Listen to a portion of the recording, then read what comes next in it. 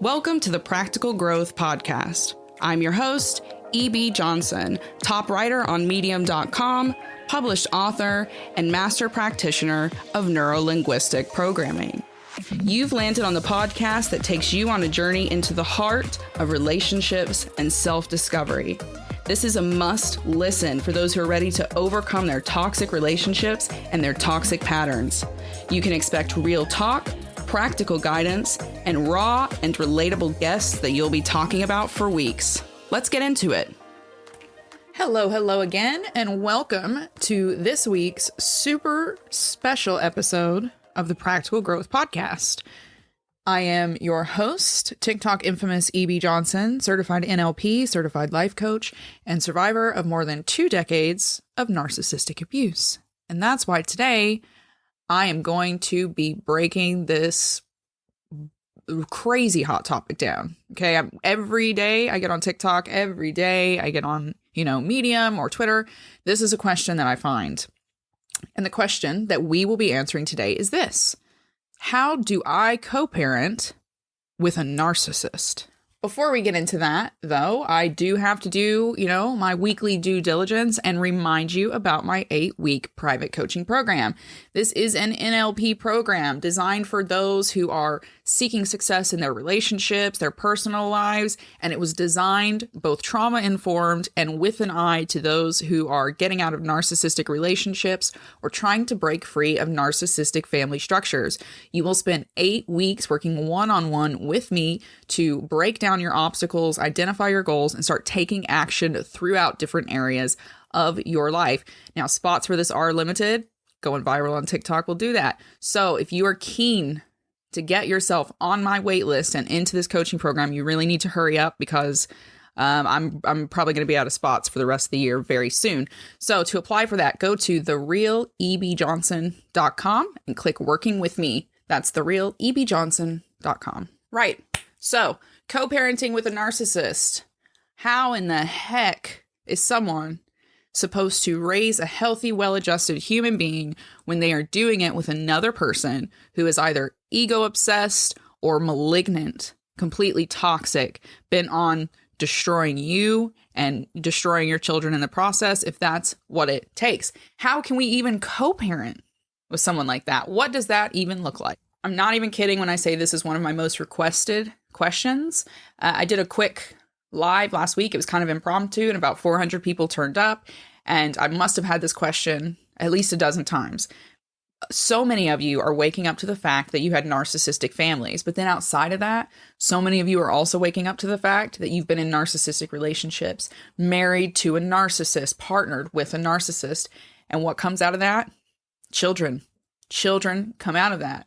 And despite that, many of you still have to make the hard decision to walk away. But even when you're able to do that, you are still tied to that narcissist by your children. So how can you do the best by them and still give them access to their other parent? First and foremost, number 1, you've got to put your child first. There's going to be a lot of conflict, a lot of chaos, a lot of turbulence, and a ton of things that you have no way of predicting or controlling. But every decision you are presented with every single time, above and beyond anything else, you have to make sure that you are always making your decisions from the place of putting your child's well-being, both mentally, emotionally, and physically, on top shelf priority. Your children deserve to have a good life, even if they've got a shitty parent. And it's your responsibility to put them in the front seat of your life as well, and to make sure they are getting prioritized alongside yourself. You, the healthy parent, are responsible for making sure that they have a high quality of life, that they are safe. But at the same time, children need both of their parents, and legally you have an obligation to ensure that. So you have to make sure that if it's safe to do so, your child also still has access to this person who might be the most toxic person in the world to you. Now, with this central kind of the child comes first idea in mind, you need to sit down and create on your own what you think an ideal parenting plan would look like. This looks different for everybody. And you have to sit down and do this ideal parenting plan before you ever try to sit down with a narcissist and then start making compromises. So what you need to ask yourself when you're creating this parenting plan is, how do you want your child to grow up? What experiences do you want them to have throughout their life? Not just with you and the other parent, but throughout their life. How do you want them to feel when they are with each parent? How do you want them to feel every day when they wake up, when they go to school, when they're with their friends? How do you want them to be talked to and why? What do you want your child to grow up seeing and believing as a child? These are all questions that have to be considered alongside the practicalities of school, summer and public holidays, traveling to and from weekends with the other parent. So sit down and, on a first pass, make this your ideal. Ideally, this is how things would work out. And then once you have this ideal put together, step aside and create another more realistic parenting plan, which perhaps accounts for some of the negativity or conflict that you can foresee coming around certain events or experiences. Number 3, you're going to have to sit down and talk through that parenting plan together. Break it down, make some compromises. That's extremely hard to do with a narcissist, especially if this narcissist is bent on destroying you from, limiting their access to you.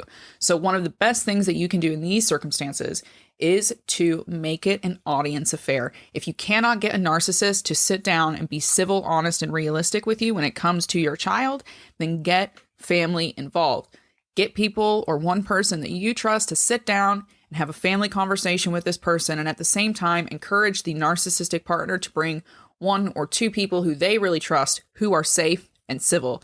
If you guys can't make it this kind of family audience and work together as a family to come up with a plan that works for the child, then you've got to expand your vision a little bit. Maybe you need to enlist the services of a professional mediator in your area that can help the two of you actually hack out a legal and accountable parenting plan that's both flexible and workable for your children and for you.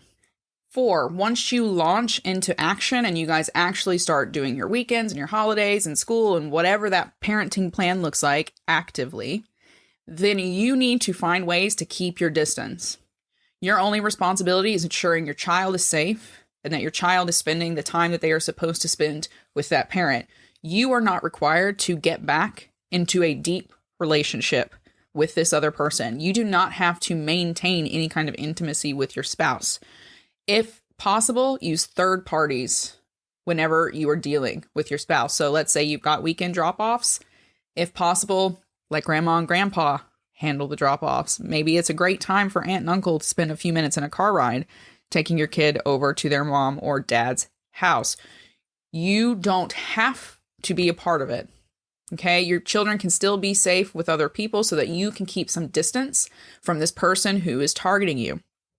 If you can't do that, if you are a parent who has to ensure that you're there for the transfer or that there are maybe some safety issues, then when you are in contact with this other parent, you need to utilize the gray rock technique, which means that anytime you're forced to interact, you make yourself absolutely boring to them. Put up those walls. Don't share any emotional information. Don't give them any fuel to taunt or torture you. And more than anything else, do not ever react to them, because a reaction is fuel to a narcissist. And once you give them that fuel, they're going to blow up the situation and they've got control of your emotions. Number 5, and this is central, okay, to co-parenting with a narcissist. Do not ever, under any circumstances, unless it's like absolutely a question of your life, show any kind of conflict or drama in front of your child. You can't control what the narcissist is going to do, but you can control what you do, which means even if they are screaming and yelling, you don't have to scream and yell. Even if that toxic narcissistic partner is calling you names in front of your child, you don't have to respond. Okay? The chaos and the conflict, as much as possible, needs to be kept 18 plus, which means in the realm of adults. If you need to fight it out, if you need to call and cuss and scream and do whatever you need to do, that's fine. Don't do it in front of the kids. Kids need to be in bed. Kids need to be, maybe they go out of the house for school or a field trip and then you make a phone call or you schedule a time to speak to that partner. But keep the drama away from the children. They don't deserve it and they're not a part of it. Number 6, Now listen, before I say this, I want to preface it with your children don't need you to sell them a delusion. Okay? Even very, very, very young children who don't have a language for it very quickly figure out who their parents are and whether or not they are good people, whether they are bad people, and whether or not they are safe people. Okay? So that being said, number 6, you need to try as much as possible to keep things positive or to build up your partner in realistic ways to your child. In some cases with these narcissistic parents, they're really, really toxic to you, but they can end up being okay to the child or even great to the child because maybe their target is just on you. It depends on the narcissist. Every narcissist is different. So keep it positive as much as possible. Don't launch into big complaint sessions about the parent where you call them names or you point out all their faults or all their wrongs, even if it's true. Okay? Let your children form their own opinions. If you can't say anything nice about their parent, just don't say anything. Literally, like you can just change the topic of conversation. If they ask you about, what do you think about dad? Just change the topic. All right? Don't talk down about your other partner to your children. Keep it positive, and if you can't keep it positive, keep it neutral, and if you can't do that, just keep your mouth closed. That does not mean now, I can hear some of you being like, well, what if they do something bad? If the parent, the narcissistic parent, does something truly bad, and the child asks you about it, explain it to them in an age-appropriate way and keep it as neutral as possible. In the same token, though, remember, if that parent does something positive, does something good, and it doesn't come from a completely crappy, manipulative place, allow your child to celebrate it and celebrate it with them.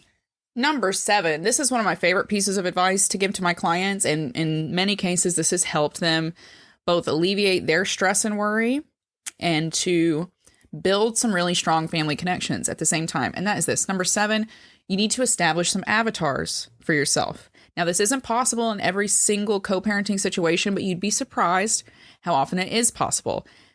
There are people in your partner's family who are probably very, very aware of who your partner really is. So a great thing to do if you're co-parenting is to reach out to another family member on your partner's or ex-partner's side of the family. If there's someone there you can trust, someone you've been friendly, someone who's expressed that they, recognize the toxicity of the situation, enlist their help. Turn them into an avatar. Get them to keep an eye on your kid. This isn't spying, okay? Make it very clear you're not interested in any personal details of your partner's life. Just get them to keep an eye on your child when you are not around. Check in with them every now and then. See how things are going. See how they kind of form an opinion around this relationship that your child has with your partner. You'd be surprised how aware some of your partner's family members might be and how willing they are to protect the child that they also probably genuinely love. Okay, so if nothing else, just keep a contact in your partner's side of the family and say, hey, listen, this is just in case anything ever happens and maybe my partner's not around. Give me a call, send me an email. It has nothing to do with our personal relationship. This is just about the children, okay? Just the children. So if you ever need me for the children, please, please, please contact me here. Last but not least, number 8, you need to know the laws of the city, state, and country that you live in. There's only so much advice that someone like me can give because laws differ greatly depending on the situation, depending on the state, depending on the country that you're in. So if you're going to be co-parenting with a narcissist, a lot of that is going to be dictated by what those state laws are or what those countries' laws are.